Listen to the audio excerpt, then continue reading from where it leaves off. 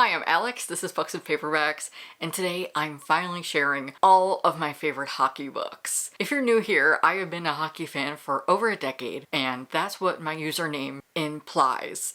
Pucks and Paperbacks, because I'm the hockey guy. I love hockey, and I love reading about it in any type of genre, fiction, romance, non-fiction. I have it all here, so I'm going to be recommending a ton of books. I will have some links down below, as well as the names of the titles, chapters, etc. I have so many books to recommend, and I'll be sharing some that are on my TBR. If you enjoy this video, give it a like and leave a comment. And if you're new here on my channel, I love to uplift queer and trans books, so if you're into that, feel free to hit subscribe. Let's get into it. Let's start with romance. I'm going to have some YA and adult titles here. This is anything that has romance in it or is considered romance by the genre. First is a novella that I talk about all the time, Free Agent by Robin Covington. She's an Indigenous author who I love, and I think she writes romance the best. She is one of my favorite romance authors. This novella is sold by itself, and it was in an anthology with a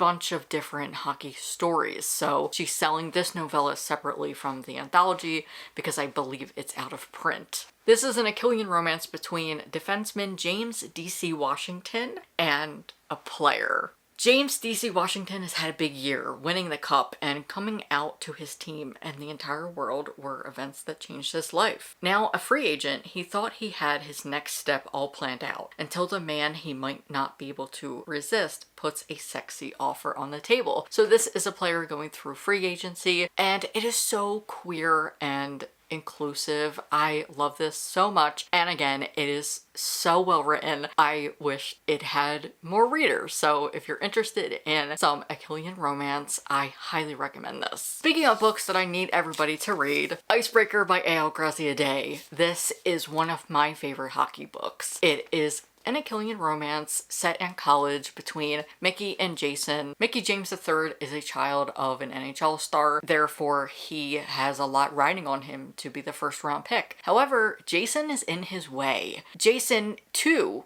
could be the first round pick. They have a lot on the line, which starts their rivalry. This is one of the best Rivals to Lovers books I've ever read. It is funny. I really love how it talks about hockey culture and hockey fandom. When I first read this, I said it is a love letter to the hockey world. It talks about inclusivity, being queer. There's so much queerness here. But what I love most is the mental health rep. Mickey has depression and I believe also social anxiety, and I just related to him so much. If you're looking to read a book about mental health in college from the perspective of a hockey boy who has a family history in the NHL, I highly recommend this book. Honestly, even if you don't like hockey, I still recommend this. I think it is fantastic, and I want everybody to read it because there's that one icebreaker book that everybody talks about, but I want this to be the icebreaker. I want everybody to read this. Next is a new release, Shoot Your Shot by Lexi LaFleur-Brown. This is written by a former NHL wife, Lexi LaFleur-Brown, and her husband was JT Brown. He played for several teams, including the Tampa Bay Lightning and the Minnesota Wild. I recently read this in a vlog, so I'll link it down below for you, but I really enjoyed this. Jalen Jones was the first Black player to go first overall in the NHL draft, but now he's struggling for a team to sign him. After his childhood friend passed away, Jalen's play started to decline rapidly, and fans started to turn on him. One night he's at a bar and he meets Lucy. Lucy has daddy issues. Her father ruined her chances of becoming a successful painter when he didn't show up to her senior art showcase in college. From then on, Lucy declared to never paint again. Now she's on the road to pursuing a tattoo apprenticeship. The two meet in a bar and they have a one-night stand. Of course, the two think they'll never see each other again, but Jalen gets news that the team wants to sign him in Seattle. So when he's there meeting with the team, he sees Lucy, who is getting the job to create a mural for the team. Of course, as most hockey players, Jalen is superstitious. He believes that Lucy is his good luck charm, so he proposes if she will text him before every game good luck. In turn, he will give her tickets and literally do whatever she wants. So Lucy says yes, but she's very stubborn. Honestly, I kind of understand it. They spend a lot of time together and start to catch feelings again. I really enjoyed this. The writing can be really clunky and cheesy, so I will say if you can get past that, it's still a great story. We have queerness, a lot of diverse rep, including BIPOC characters. Jalen is black, and I really like that this talks about mental health as well. A lot of the books I'll be mentioning have mental health rep. It's so important to talk about mental health when it comes to any sport, but specifically as we're talking about hockey, I feel like it still can be stigmatized because not many people see players as human beings. So I like that this adds another layer, and I think it's really important to be talking about mental health anyway. I've really enjoyed this romance. We have a queer cast. Lucy is bisexual, and again, if you want more of my thoughts, the link to the vlog will be down below. If you like graphic novels, one of my favorite series is Check Please by Ngozi Ukazu. This is so good, and I'm actually about to reread it next month with my patrons. I love this series so much. We're following Biddy, who used to be a figure skater, but now he is in college and on the hockey team, and he's a vlogger. This is also a Killian, and I love the chemistry, the silliness, and overall, this is such a great series. Next is a contemporary YA romance, Kiss and Tell by Adib Khorram. To me, this book is Big Time Rush if it were queer. We're following Hunter, who is in a boy band. He used to play hockey along with some of his bandmates, but Hunter ended up getting hurt and can't play again. This book talks a lot about hockey, but specifically it talks about being a queer teen in the public eye. I love this book a lot, and I highly recommend it. And last in the romance category is Goaltender Interference by Ari Baran. This is a second chance romance between a retired player and a veteran forward. Now, this wasn't my favorite, but there is an audience for it. I did a vlog where I tested some second chance romances to see if I liked the trope, and I included this, so I'll link the video up above if you're interested in more of my thoughts on goaltender interference. I think that it still has an audience, it's just, it wasn't a book for me, so it might be for you. This doesn't have a lot of plot or development in my opinion.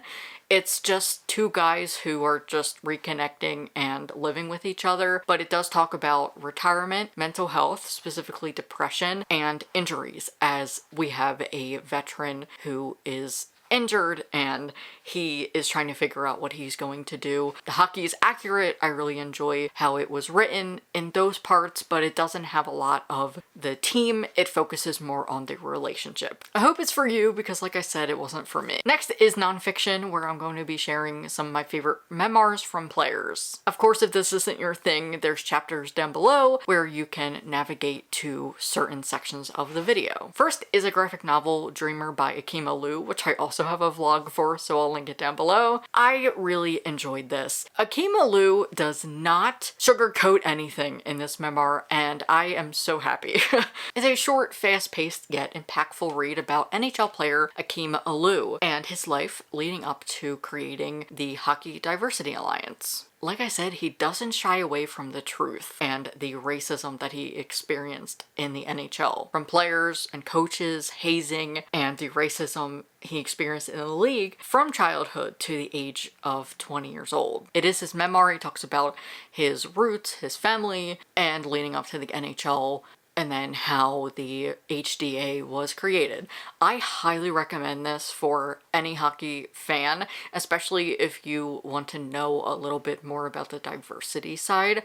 And I also think it's very important that we read stories from people of color, especially players, because the NHL is not perfect. There is so much racism and shit that happens in the league that I think it really needs to be addressed, and I think it's important to have knowledge about it. Next is Jordan Tutu's memoir. This is pretty short. I believe it's for kids, by Melanie Florence. Jordan Tutu, the highs and lows in the journey of the first Inuk to play in the NHL. Pretty much this is a short book that goes over Jordan Tutu's career. He was the first Inuk player. He talks about being an Indigenous player in the NHL, about his brother's passing, and how that motivated him to play in the NHL. Highly recommend this.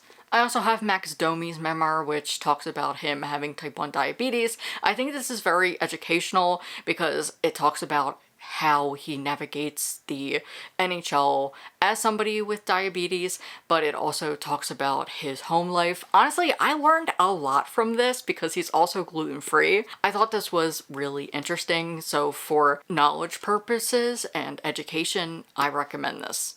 And last, if you're a hockey fan, you might remember John Scott. He played in the 2016 All-Star Game, and I don't even remember when it was, but I read his memoir on audio, A Guy Like Me by John Scott. It is a wholesome story about a wholesome guy. John Scott was a mediocre NHL player, but he became MVP at the 2016 NHL All-Star Game.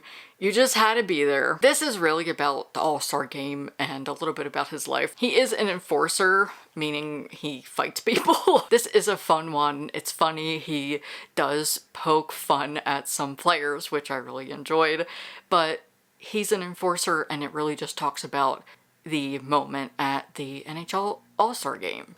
Next is some contemporary fiction that isn't romance, starting with Michigan vs. the Boys by Carrie S. Allen. This is about a girl in hockey. I don't see many books with women in sports, especially in like romance or fiction. Obviously, I'm going to be sharing some that are on my TBR, but we do need more hockey books that aren't just a Killian and aren't just center around cis men, because women play hockey too. The PWHL, for instance, highly recommend. This book is not lighthearted by any means. It's very dark, but it talks about being a girl on the boys hockey team in high school. Michigan wants to play hockey. She had her girls team, but it ended up falling through and her teammates are doing other things. So she decides she's going to sign up for the boys team and try out. She makes the tryouts and things do not come easy for her, and this is unfortunately the reality for many girls in men's sports, especially in high school. I know that there's a lot of stories about women being mistreated in these spaces, and this really talks about toxic masculinity and hockey culture as a whole.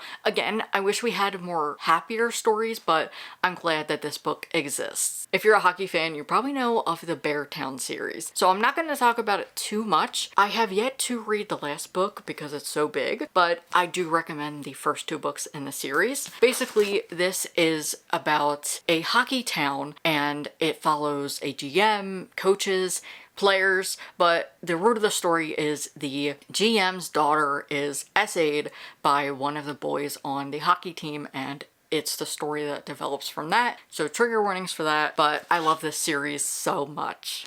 Next is Firekeeper's Daughter by Angeline Boulley. I love this book so much. We're following Donis, a 18-year-old indigenous girl, and this talks about hockey. This is set in 2004 before the first lockout, and it does talk about that, but it also talks about impoverished towns.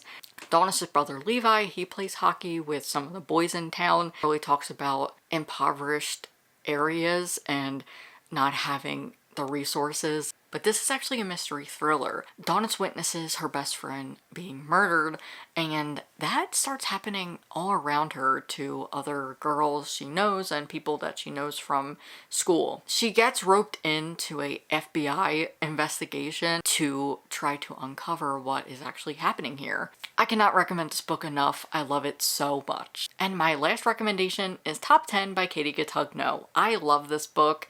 It talks about concussions as we are following two friends, Gabby and Ryan. Ryan plays on the hockey team, and that is how he is going to get to college. But he has been getting so many concussions that it is not safe for him to keep playing, but it's his only way to college. So that is like pretty much where the hockey is in this book. I would say is probably like 75% hockey, but it also has some social anxiety rep through Gabby. It's told in flashbacks, it's YA, and it's these two friends who are trying to reconnect again after they had a falling out. Next, I'm moving on to middle grade, starting with The Science of Being Angry by Nicole Melleby. I was so happy that this had hockey in it.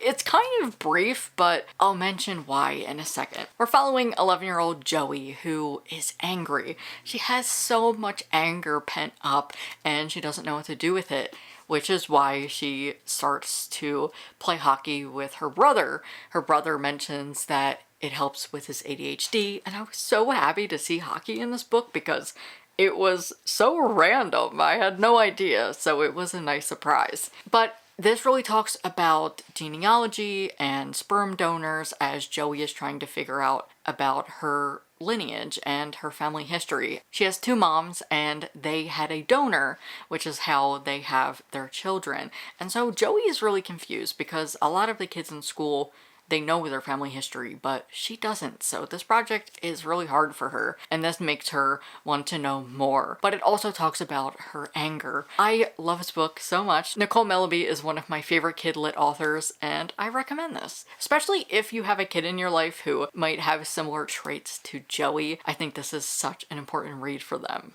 Next is a graphic novel, Kate's Really Good at Hockey by Christina Frey. This is pretty self-explanatory. It's about a girl who joins a girls' hockey team, and it's really cute. I think if you have a kid in your life who might be on a girls' hockey team, or you want to introduce them to it, this is a good read, but even if you're an adult, it's a sweet read. And last for middle grade is a book that recently published this year. I also mentioned it in the same vlog where I read Shoot Your Shot. B. Mullins Takes a Shot by Emily Dubert. If you're a Toronto Maple Leafs fan, you have to read this. It is hilarious. I really love it. But this is about B. Mullins, who has to join a team sport when the gym floods at her school. She thinks she sucks at any sport because of some past things that happened when she was on the girls basketball team. But with some convincing, she and her best friend Celia join the girls hockey team, where she meets Gabby, an 8th grader who she grows very fond of.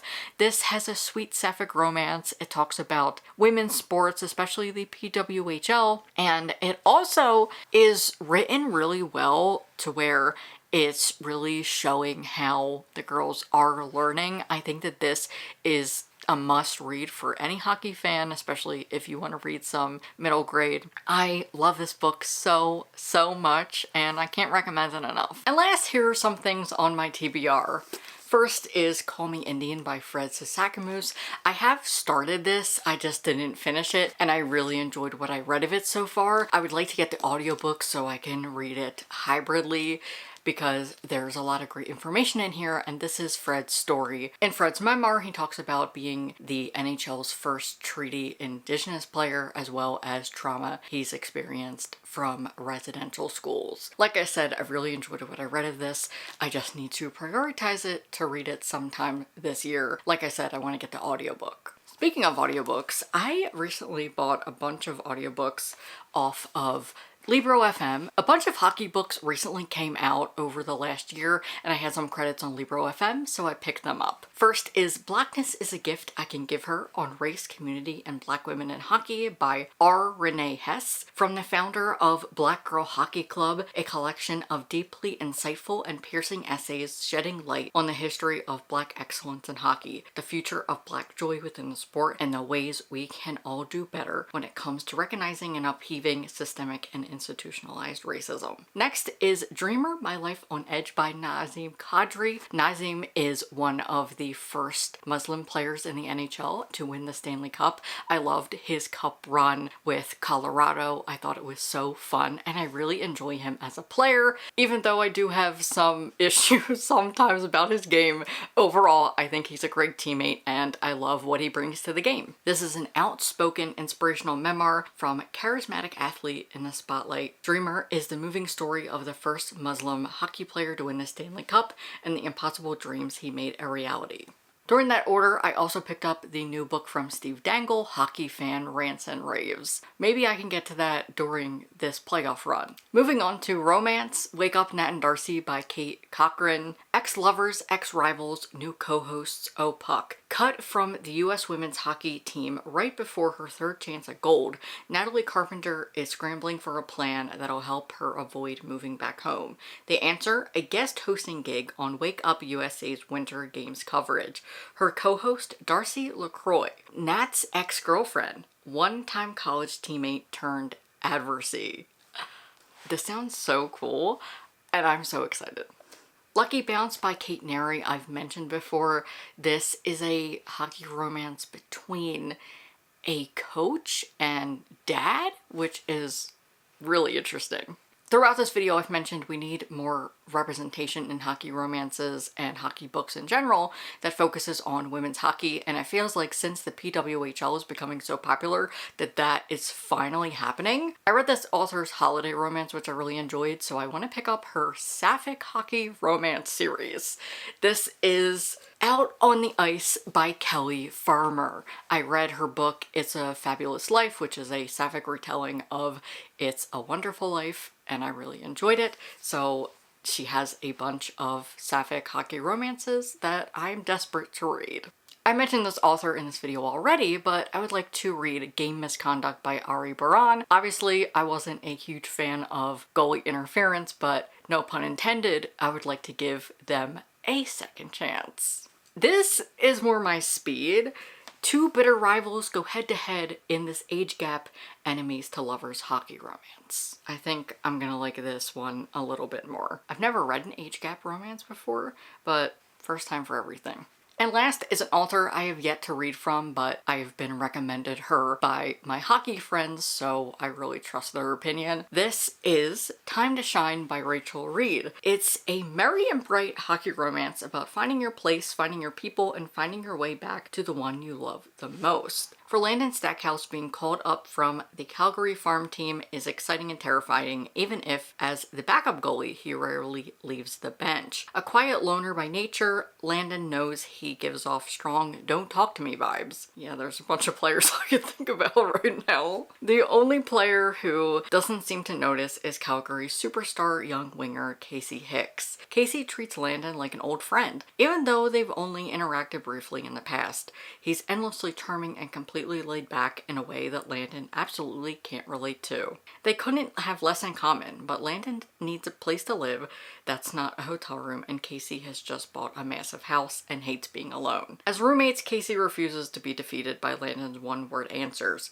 As friends, Landon comes to notice a few things about Casey, like his wide, easy smile and sparkling green-blue eyes. Spending the holidays together only intensifies their bromance turned romance. But as the new year approaches, the countdown to the end of Landon's time in Calgary is on. Hi, I thought I was done sharing the books on my TBR when I was reminded of this book, Home Ice by Olivia Lynn. I was scrolling Instagram the other day, and at Book Terror recommended this in their post recommending 2024 releases by trans women. It says, read this for great character work and the growing connection between two people alongside the external plot. It's an open-door romance with a trans woman main character. The tropes include neighbors to lovers with forced proximity. It's a dual POV written in first person. There's charity work for a youth homeless shelter and a teen girl sneaking her way into the story. This is an adult romance, just to make that clear. The author is a trans woman who was inspired to write sexy, sarcastic sports romances with the transgender heroines. Oh my god, I can't wait to read this book and hopefully more of this author's work, because this is what I'm looking for. Reading off the author's website, it says, it's just my bad luck to have the world's hottest next door neighbor, a neighbor who happens to be the star goalie for the Salt Lake City Sting. Even worse, I'm stuck with him all season. Home Ice is a spicy, funny, sometimes angsty, standalone professional hockey romance featuring a transgender heroine and her way too hot hockey goalie neighbor. Again, this sounds fantastic. I can't wait to read it, and I'm so glad that we're getting more trans rep in hockey romances, especially trans femme like we have. These all sound fantastic. I don't want any recommendations in the comments, please, because I am very specific about my hockey romances, and those are just some things on my TBR. There's a ton of hockey romances that I'm personally not going to read, and I just want to keep my hockey recommendations to myself. I'm making this video because people requested it, and I wanted to have this video on my channel. That's all for me today. Thanks so much for clicking on this video and spending some time with me. I really appreciate it. If you enjoyed the video, give it a like like and leave a comment. If you're a hockey fan, let me know in the comments what your favorite team is and if they're in the playoffs. And if you don't feel like leaving a comment, you can just leave a hockey stick emoji so I know that you stayed. If you'd like to support me further, I have a Patreon. Thank you to my top patrons for their continuous support. I recently announced that on Patreon, I am doing a readathon. This is open to free and paid members. I'll have the announcement linked down below if you're interested. On Patreon, I share a bunch of exclusive content, so if you would like to support me further, there are free and paid options, and the link is always down below. If you would like to watch more, I will link that vlog that I mentioned up here, and you can subscribe there. Bye.